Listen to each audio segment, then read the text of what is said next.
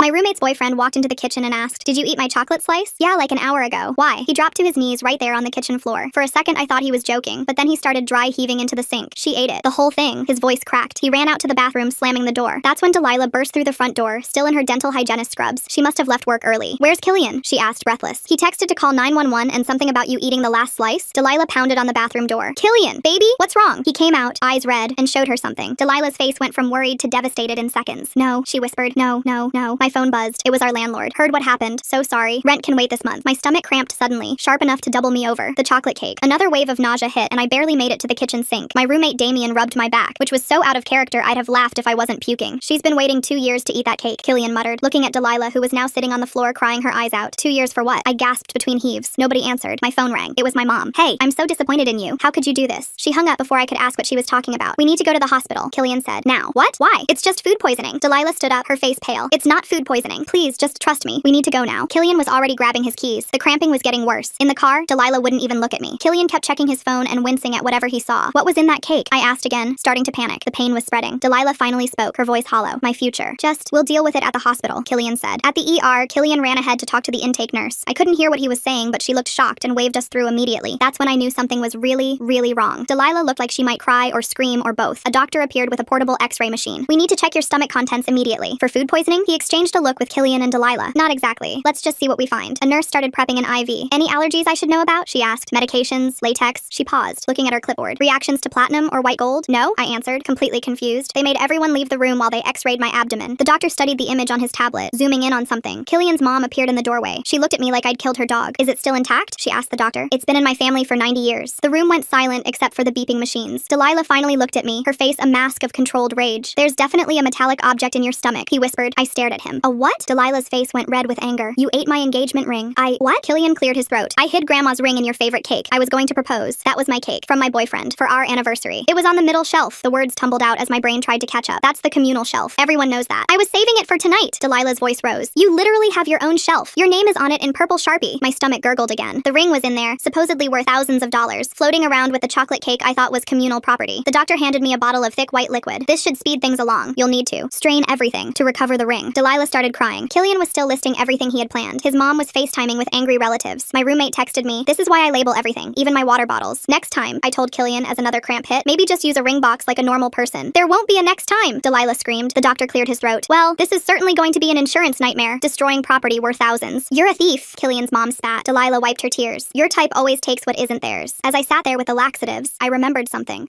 that would make them regret how they treated me. I reached for my phone in my pocket and pulled up the photo gallery, scrolling back to yesterday afternoon. There it was, the chocolate cake sitting right on the middle shelf of our fridge with my handwritten note taped to the white bakery box that said, "Happy anniversary, Brandon. Love me," in blue pen. I turned the screen toward them and watched their faces change. Killian went white first, then his mom, then Delilah, who grabbed the phone from my hand to look closer. The timestamp showed 3:47 p.m. yesterday, clear as day. Killian started opening and closing his mouth like a fish, trying to find words that wouldn't come out. He finally managed to stammer something about how Delilah had mentioned wanting chocolate cake last week, and he just assumed when he saw it. His mom snatched my phone from Delilah's hands, holding it close to her face and squinting at the screen. Her jaw tightened when she saw the timestamp and the note with my name on it. She handed the phone back without saying anything, but I could see her grinding her teeth. The doctor came back in carrying a clipboard full of paperwork, stopping short when he felt the tension in the room. He suggested maybe everyone should step outside while I rested and dealt with the medication. I shook my head and told him I wanted witnesses to stay because I needed to explain what really happened here. He looked uncomfortable but nodded and started filling out his forms while standing by the door. I took a breath and explained how Brandon had ordered the cake from Josiah's bakery downtown for our 2-year anniversary, paying $60 for the custom chocolate ganache with raspberry filling. I'd picked it up yesterday after work and put it in the fridge to surprise him tonight when he got home from his shift. Delilah's face crumpled as the pieces clicked together in her head. She turned to look at Killian with something between hurt and rage in her eyes. He wouldn't meet her gaze, just stared at his shoes like they were the most interesting thing in the world. His mom shifted her weight and changed tactics, saying if the cake was so special I should have labeled it better or put it on my personal shelf. I reminded her that my name was literally written on the note, and the middle shelf had been communal space for 3 years since I moved in. Everyone in the building knew the rules about personal shelves versus shared space. She pressed her lips together but didn't have a comeback for that. The nurse knocked and came in carrying a plastic collection kit and what looked like a strainer in a sealed bag. The room went dead quiet as she set everything on the tray table next to my bed. She gave me a look full of sympathy while explaining how to use the supplies when the time came. Killian's family all turned away, suddenly very interested in the medical posters on the walls. The nurse patted my shoulder gently before leaving. Delilah suddenly whipped around to face Killian, her voice rising as she asked why he didn't just buy his own cake, or at least check whose it was before taking it. Her hands were shaking as she spoke. Killian mumbled something about his original plan falling through when the jewelry store messed up the ring sizing and he panicked. He admitted he saw the cake and grabbed it without thinking because he knew she loved chocolate. Delilah's face got redder with each word. My phone buzzed with a text from Brandon asking if I was okay and saying saying he was leaving work early to come to the hospital. Relief washed over me knowing I'd have someone actually on my side soon, instead of these people treating me like I'd committed a crime. I texted him back quickly with the room number. The hospital administrator knocked and entered. A middle-aged woman in a navy suit carrying a tablet. She introduced herself and said she needed to discuss the insurance situation and billing for this unusual case. She explained that since this wasn't technically a medical emergency, but rather a voluntary retrieval procedure, insurance might not cover the full costs. The room got even quieter if that was possible. She pulled up some numbers on her tablet and showed them to Killian and his mom. The preliminary estimate was around $800 for the ER visit, x-ray, medications, and supplies. Killian's mom immediately crossed her arms and declared they wouldn't pay a cent of medical bills since I was the one who ate their property. Her voice had that sharp edge that rich people use when they think they're being wronged. I actually laughed, which made my stomach cramp again, and pointed out that their property was hidden in my property without my permission. She started to argue, but the administrator held up her hand and said liability would need to be determined later, but someone would need to handle the immediate costs. The administrator left us with forms to fill out and said she'd be back in an hour. Killian's mom was already on her phone, probably calling their lawyer or insurance company. Delilah sat down hard in the plastic chair by the window, putting her head in her hands. Killian stood there looking lost, caught between his angry mother and his devastated girlfriend. Another cramp hit and I doubled over, the medication starting to work. There's something strange about how fast everyone showed up. The landlord texting about rent, Killian's mom appearing at the hospital, even my own mom calling to yell at me. How did word spread so quickly about a cake and a ring? This was going to be a long, horrible afternoon, but at least I had proof that I wasn't the thief they claimed I was. The door burst open and Brandon rushed in holding a white paper bag from the bakery. He crossed the room in 3 quick steps and kissed my forehead before turning to face everyone else with a look that could freeze water. He pulled out a yellow receipt and held it up so everyone could see the $60 charge for a custom chocolate anniversary cake with special decorations. Killian's mom grabbed for the receipt, but Brandon pulled it back and took a photo of it with his phone first. The hospital administrator knocked and came back in carrying her tablet and a stack of forms. She cleared her throat and suggested we focus on the immediate medical situation first, since the financial and legal discussions could wait until after the patient was stable. She handed me several forms about the incident for hospital records and mentioned something about insurance claims that would need to be filed. My stomach cramped hard again, and I doubled over while Brandon rubbed my back. Delilah suddenly stood up and announced she needed air before rushing out of the room. Killian looked between his mom and me before following Delilah into the hallway, where their voices carried through the thin door. We could hear her asking why he didn't check whose cake it was, and him trying to explain about the jewelry store mix-up. His mom stayed in the room watching me like she expected me to somehow swallow the ring again, or maybe run off with it. Brandon pulled out his phone and called Marta, who picked up on the second ring. He put it on speaker and asked her about the apartment shelf rules from when she lived with us last year. Her voice filled the room as she explained that the middle shelf was always communal property, and everyone knew personal items went on labeled shelves only. She even remembered the exact meeting where we all agreed on it after someone ate Damien's special yogurt by mistake. Killian's mom started to argue, but Marta cut her off, saying she had photos from that time showing the shelf labels and communal areas clearly marked. The doctor knocked and came back in to check my vital signs and feel my stomach. He said the medication should start working within the next few hours and recommended I go home to wait since there wasn't anything else they could do medically. He wrote something on my chart about the foreign object ingestion and told the nurse to prepare discharge papers. Brandon helped me stand up slowly while another cramp hit, and I had to lean on him for support. Killian came back into the room alone with red eyes and his hair sticking up from running his hands through it. He walked over to where I was gathering my things and quietly said he was sorry for taking the cake without checking first. His mom immediately jumped up and grabbed his arm, telling him not to say anything else because I might be recording. She pointed at my phone sitting on the bed and said something about not admitting fault in front of witnesses. I hadn't been recording anything, but hearing her say that made me pick up my phone and start the voice recorder app right away. I made sure the red recording light was visible as she continued telling Killian about liability and not taking blame for anything. Brandon squeezed my hand as we walked past them toward the door with me still recording every word she said. The nurse brought a wheelchair, but I waved it off since I could walk fine between the cramps. We made it to Brandon's car and I finally stopped recording after getting 3 full minutes of Killian's mom explaining why he shouldn't apologize. The drive back to the apartment took 20 minutes with me curled up in the passenger seat trying not to think about what was coming next. Damien was waiting in the living room when we walked in and immediately showed me his phone screen. The building group chat was going crazy with people calling me a thief and saying I did it on purpose for attention or money. Someone had even started a poll asking if I should be evicted for stealing from other tenants. Damien scrolled through showing me comment after comment from neighbors I'd never had problems with before. One person suggested checking if anything else was missing from the communal areas, and another said they were putting locks on their shelf sections. Brandon took the phone from Damien and started typing a response, but I told him not to bother yet. We needed to focus on getting through the next few hours first, and then we could deal with the rumor mill. He helped me gather supplies from around the apartment, including magazines, my phone charger, a bottle of water, and the plastic strainer the hospital gave us. The bathroom felt smaller than usual as Brandon arranged everything within easy reach of the toilet. He offered to stay with me, but I shook my head and told him I needed to do this part alone since it was already humiliating enough. He kissed my forehead again and said he'd be right outside if I needed anything before closing the door behind him. The first hour passed slowly with just minor stomach cramps and nothing happening despite drinking tons of water. The second hour brought stronger cramps that had me gripping the edge of the bathtub and breathing through my nose. By the third hour, I was exhausted and ready to give up when finally something shifted in my stomach. 20 minutes later, I was holding the plastic strainer under running water, watching a small metal object emerge from things I really didn't want to think about. The ring was covered in stuff that made my stomach turn, but it was definitely there and looked intact. I put on the rubber gloves from the hospital and carefully picked it up to rinse it thoroughly under hot water. After drying it with paper towels, I sealed it in a plastic sandwich bag and washed my hands about 6 times. I texted Killian a photo of the ring in the bag with a simple message saying I had it and asking when he wanted to pick it up. 5 minutes later, my phone buzzed with Killian's reply, telling me I needed to bring the ring to their place and apologize in person for stealing it. Brandon looked over my shoulder at the message and shook his head hard. He grabbed my phone phone and started typing a response, but I stopped him and deleted what he'd written. We weren't doing anything until they admitted what really happened here. I remembered my mom mentioning her friend Portia Justice, who worked as a legal aid attorney downtown. I found her number in my contacts and called while Brandon sat next to me on the couch. Portia answered on the third ring, and I explained everything that had happened from finding the cake to the hospital visit. She listened without interrupting, then told me to document absolutely everything and not return the ring until we had a written agreement. She said they had no right to hide property in my food without permission and cause all this trouble. Within an hour, Portia had drafted an email laying out all the facts about how they hid the ring in my cake without asking. She attached the photo I took of my anniversary cake with a note clearly visible on the middle shelf. Brandon had already gotten Marta to send over her statement about the shelf rules we'd always followed. Portia added everything to the email, including screenshots of the nasty messages people had sent me. She sent it to Killian and his mom with a read receipt requested. The response came back 2 hours later from Killian's mom threatening to sue me for emotional distress and damage to their family heirloom. Portia actually laughed out loud when she read it over the phone to me. She said they had absolutely no case and they knew it, which is why they were trying to scare me. 2 days later, the hospital bill showed up in my mailbox for $800. My insurance only covered part of it since they classified the ring removal as an elective procedure. Brandon immediately offered to help pay, but I wanted Killian and his family to take responsibility for what they'd done. I was sitting at the kitchen table staring at the bill when my phone rang with an unknown number. It was Josiah from the bakery where Brandon had ordered the anniversary cake. He'd heard about what happened from other customers who were talking about it. He offered to write an official statement confirming that Brandon had ordered and paid for a special anniversary cake with specific decorations. I thanked him and gave him Portia's email so he could send it directly to her. Armed with the bakery statement plus Marta's testimony and all the photo evidence we had collected, Portia sent them a formal demand letter. She made it clear they could either pay my medical bills and publicly correct the record about what happened, or we'd file a defamation suit. The letter was delivered by certified mail, so we'd know exactly when they received it. 3 days after the letter was delivered, my phone lit up with a text from Delilah. She wasn't angry anymore, just sad, and said she'd been waiting 2 years for Killian to finally propose. She admitted he'd messed up badly, but asked if we could work this out without lawyers getting more involved. Part of me felt bad for her, but then I remembered how she'd looked at me in the hospital. I texted back reminding her about the "your type" comment and how they'd all treated me like I was some kind of thief. She wrote back saying that was Killian's mom talking, not her, though she admitted she hadn't stopped it either. She said she was sorry for not standing up for me when she should have. A week later, Portia called to say a meeting had been arranged at her office with everyone present to negotiate a resolution. She said Killian's mom was bringing her own lawyer, which seemed way over the top but didn't surprise me at all. The morning of the meeting, I put on my most professional outfit, and Brandon drove me to Portia's office downtown. Someone needs to tell Killian's mom that legal aid attorney doesn't mean pushover who helps for fun. Portia came in ready to play chess while they were still learning checkers. We got there 20 minutes early, and Portia walked us through what would probably happen. She said their lawyer would try to intimidate us, but we had all the evidence on our side. Killian and his mom arrived right on time with a man in an expensive suit carrying a leather briefcase. Delilah came in 5 minutes later by herself and sat as far from Killian's mom as she could. The conference room felt too small with all of us crammed around the table. Portia started by laying out copies of all our evidence, including the photo, the bakery receipt, and Marta's statement. Their lawyer picked up each document and examined it carefully while Killian's mom whispered angrily in his ear. He finally set down the papers and cleared his throat to speak. He told Killian's mom in a low voice that the photo evidence was pretty clear, and the defamation angle could get expensive if we pursued it. She started arguing with him, but he held up his hand and pointed to the timestamp on the photo showing it was taken before the cake was eaten. For the next 2 hours, we went back and forth with their lawyer trying to get us to accept less, while Portia kept pushing for full medical costs, plus the social media correction. Killian sat there looking miserable while his mom kept whispering angry things in his ear, and Delilah stayed silent in her corner of the room. Brandon held my hand under the table the whole time, and I could feel him getting more tense with each ridiculous offer they made. Finally, their lawyer wrote a number on a piece of paper and slid it across to Portia, who nodded and showed it to me. It covered my full medical bills of $800, plus they'd post a correction on social media within 24 hours. I agreed, and we started signing papers while Killian's mom demanded to see the ring before anything was final. I pulled the plastic bag from my purse, and she snatched it away to examine it with a jeweler's loupe she'd brought in her purse. She spent 5 minutes checking every angle and finally admitted it wasn't damaged, though she muttered something about needing professional cleaning after what it had been through. That evening, the social media post went up on Killian's mom's Facebook saying there had been a misunderstanding about whose cake was whose and apologizing for any confusion. It wasn't exactly a full admission, but it was enough to stop the nasty messages I'd been getting, and my coworkers stopped looking at me weird. A week later, Damien told me over breakfast that Delilah and Killian had broken up according to the building gossip network. He'd heard from the couple in 3B, who heard from the maintenance guy, that they'd had a huge fight in the parking lot, and Delilah threw the ring at him before driving off. I felt bad for her even after everything, because waiting 2 years for a proposal only to have it end like this must have been awful. Brandon surprised me that weekend by taking me to the fancy steakhouse downtown for our makeup anniversary dinner. We laughed about how our story was definitely more interesting than most couples who just had normal anniversaries with normal cakes that didn't have jewelry hidden in them. He ordered us chocolate cake for dessert, and we both checked every bite carefully before eating, which made our waiter look at us really confused. My mom called while we were walking back to Brandon's car and actually apologized for jumping to conclusions. Portia had filled her in on everything, including showing her the evidence we'd collected, and Mom admitted she should have trusted me instead of believing the gossip she'd heard from her book club friends. The next morning, I got a text from our landlord with a photo of new signs he was putting up in all the common areas about the updated fridge policy. Each apartment would have a clearly marked section with colored tape, and he was installing a camera in the kitchen to prevent any future incidents from making the building look bad online. About a month later, I saw Killian loading boxes into a moving truck when I got home from work. He avoided eye contact and hurried inside when he saw me, which was fine because I didn't really want to talk to him anyway. Delilah still lived in the building, and we'd just nod politely when we passed in the hallway or laundry room, but we never talked about what happened. The best part was when Marta called to ask if Killian's old room was available miserable because she wanted to move back in. She'd been living with her sister across town but missed having her own space, and said she'd rather live with someone she trusted after hearing about the whole ring disaster. Having her move back made the apartment feel like home again, instead of the weird, tense place it had been for the past couple months. We spent her first night back eating Chinese takeout and labeling everything in the fridge with both our names just to be extra clear about whose food was whose. She even bought a label maker as a housewarming gift for herself, which made us both laugh until our stomachs hurt. Damien came over with a bottle of wine to welcome her back and joked that between the three of us, we probably had the most organized fridge in the entire city. Things finally felt normal again, and I could eat chocolate cake without thinking about rings or hospitals or angry mothers with jeweler's loops. Brandon and I started looking at apartments together since my lease was up in a few months, and we figured it was time to take that next step. We made a pact that when he eventually proposed, he'd use a normal ring box and definitely wouldn't hide it in any food items. The whole disaster had actually brought us closer together and shown me that he'd stand by me even when things got completely crazy. Marta said she'd be sad to see me go, but understood and promised to visit our new place once we found one. Brandon and I started looking at apartments the next week and found a perfect one-bedroom near his work with no shared kitchen to worry about. The landlord showed us around, and I made sure to ask about the fridge situation, which made Brandon laugh, but I wasn't taking any chances. We signed the lease 2 weeks later and started packing up my stuff from the old place. Marta helped me box up my kitchen things, and we triple-checked that nothing of mine was left in the communal areas. Damien decided to throw us a going-away party the night before we moved and ordered pizza for everyone in the building. He showed up with a gift bag full of label makers and pre-printed stickers that said, "Not yours," in big red letters. Everyone laughed, but I could tell he was actually going to use them because he'd already started labeling his milk cartons with security tape. The party was actually fun, and even some neighbors I'd never talked to before came by to wish us well. One of them mentioned they'd heard about the ring incident from the building group chat and couldn't believe Killian had hidden it in a cake. Brandon and I loaded the moving truck the next morning, and Marta promised to keep me updated on any building drama. Our new place was smaller, but it was ours, and we didn't have to worry about anyone taking our food or hiding jewelry in it. We spent the first weekend organizing everything, and I put all our food in one fridge that only we had access to. About a week after we settled in, Portia called to check how things were going. She mentioned she wasn't going to charge me for all her help because it was the most entertaining case she'd had in years. She mailed me her business card with a note saying to call if I ever needed legal help again, though she hoped I wouldn't need it. I thanked her and promised to recommend her to anyone who needed a lawyer. The whole incident had cost me a lot of stress, but at least I hadn't had to pay legal fees on top of everything else. Brandon and I were grocery shopping about 6 weeks after everything happened when I spotted Killian's mom near the produce section. She saw me at the same moment and her face went tight before she grabbed her cart and turned down another aisle. I watched her rush away, and honestly it felt good to see her practically run from me after how she'd treated me at the hospital. Brandon noticed and squeezed my hand, but we just kept shopping without saying anything about it. We were picking out pasta when my phone buzzed with a text from an unknown number. It was Delilah, and she wanted me to know she was engaged to someone new who had actually planned a real proposal with a ring box and everything. She said she was sorry again for how things went down and wished me well with Brandon. I showed him the text, and he shook his head at how fast she'd moved on, but I was glad she'd found someone better than Killian. I texted back that I was happy for her, and meant it because nobody deserved what happened to her, even if she'd been mean to me. About a week later, I stopped by the bakery to get Brandon's birthday cake, and Josiah recognized me immediately. He showed me their new security stickers they'd started putting on all special orders after hearing about our incident. He joked that we'd changed his business practices forever, and now every cake came sealed with tamper-evident tape. I laughed and told him it was probably a good idea anyway, since you never know what people might do. He gave me a discount on the birthday cake and made me promise to check it carefully before eating. Brandon and I decided to have people over to our new place about 2 months after moving in, and of course the ring story came up at dinner. Our friends couldn't believe it had really happened, and kept asking for more details about the hospital and the laxatives. Brandon did most of the telling while I added details, and everyone was laughing by the end, even though it had been horrible at the time. One friend asked if I'd really had to strain everything, and I nodded, which made everyone groan and laugh at the same time. The story had become funnier with time and distance from the actual events. Killian's mom brought a jeweler's loop to mediation like she was buying diamonds at a pawn shop, instead of getting back a ring that took a scenic tour through someone's digestive system. Talk about commitment to quality control. My stomach had been messed up for weeks after taking those industrial-strength laxatives the hospital gave me. I'd had to call in sick to work twice because of the lingering effects, and couldn't eat anything spicy or rich for over a month. My doctor ran some tests and said there was no permanent damage, but recommended I take probiotics for a while to help restore my digestive system. It took about 2 months before I could eat normally again without worrying about sudden bathroom emergencies. The hospital billing department called one afternoon while I was at work to confirm that Killian's family payment had cleared. The administrator remembered my case and said in all her years working there, mine was still the strangest situation she'd processed. She mentioned they'd actually had a staff meeting about it to discuss how to handle similar situations in the future. I thanked her for calling and felt relief that at least that part was completely over. About a week after that call, Marta texted me screenshots from social media that made my blood boil. Killian's mom had been posting in various family groups that I'd deliberately eaten the ring to extort money from them. She was telling relatives I was a thief who had planned the whole thing, which was completely insane. I forwarded everything to Portia, who immediately sent another cease and desist letter with threats of a defamation lawsuit. The post disappeared within 2 days, and Killian's mom blocked me on everything, which was fine because I never wanted to hear from her again. 2 weeks later, on our actual anniversary date, Brandon showed up at our new place with a big white box from Josiah's bakery and this huge smile on his face. He'd ordered the same exact chocolate cake we were supposed to have before everything went crazy, and we sat at our little kitchen table cutting it super slowly, checking every single bite before we ate it. We kept laughing about how paranoid we were being, using forks to poke around in the frosting first, and Brandon joked that we'd probably be doing this for the rest of our lives. Meanwhile, Marta had been hanging out at the old apartment more since she and Damien discovered they both had the same weird labeling habits, and she sent me pictures of how they'd reorganized the whole kitchen with color-coded zones and these laminated tags on everything. The place looked like a professional organizer had come through, with every shelf having clear boundaries marked with tape and signs saying exactly exactly whose space was whose. Damien even made a spreadsheet tracking expiration dates that he shared with everyone in the building, and people actually started using it after what happened with us. About a year later, Brandon took me to the park where we'd had our first date, and when we got to the bench where we'd first kissed, he pulled out a small blue box from his pocket. He got down on one knee right there in front of everyone walking their dogs and jogging by, holding up this beautiful ring that he made sure to show me was not hidden in any food products. I said yes before he even finished asking, and we both started crying and laughing at the same time, and some random lady walking by took pictures for us with our phones. When we planned our engagement party a few months later, we made sure the invitation specifically said we'd be serving cupcakes only, no cakes allowed, which confused all Brandon's work friends who didn't know the story yet. Everyone who did know thought it was the funniest thing ever, and Marta brought a cake-shaped piñata filled with candy just to mess with us, which actually ended up being the hit of the party. The wedding came together pretty fast after that, and about a week before the big day, I got a text from Delilah saying she'd love to come if I was okay with it, and that she was bringing her new husband Mark, who she'd met at a dental conference. They showed up looking really happy together, and during the reception, Delilah handed me a wrapped gift that turned out to be this fancy silver cake server with a little card that said, "Check thoroughly before eating," with a smiley face drawn on it. We actually use that cake server all the time now, and it always makes us laugh, sitting in our kitchen drawer next to all the regular utensils like it doesn't have this whole crazy history behind it. Killian's mom didn't come to the wedding, which wasn't surprising at all, but Brandon's cousin mentioned she'd sent a card through their mutual friend from church, just a basic congratulations card with her name signed at the bottom, no personal message or anything. During the reception, Brandon got up to give his speech and told everyone the shortened version of the ring story, making it sound like this romantic thing about how we defended each other through the weirdest crisis ever. People were laughing so hard that the photographer got all these great pictures of everyone at their tables just cracking up, and my uncle raised his glass and shouted something about unexpected anniversaries that got everyone cheering. Now, when I think back on that horrible day in the hospital with the laxatives and the straining and everyone treating me like a criminal, it's actually kind of amazing how it changed everything for the better. Brandon and I got our own place way sooner than we planned. We learned to stand up for ourselves against people who tried to push us around, and we figured out that we could handle pretty much any weird situation together. We still joke about it sometimes when we're at restaurants and the waiter brings dessert, both of us doing this exaggerated inspection routine that probably makes us look completely crazy to anyone watching. Marta says we have the best how we got engaged story of anyone she knows, even though technically the proposal that actually counted happened a whole year later with no cake involved at all. That ring I accidentally ate is probably worth more than anything else that's ever been in my stomach, but the ring Brandon gave me means way more because it came with zero drama and 100% love. Turns out accidentally eating someone else's engagement ring, hidden in what I thought was my anniversary cake, was the best mistake I ever made, even if it did take months for my stomach to feel normal again, and even longer for the gossip to die down completely. Thanks for hanging out and wondering about all these questions with me today. It's always interesting seeing where curiosity takes us. Until next time. And hey, like the video, it helps more than you think.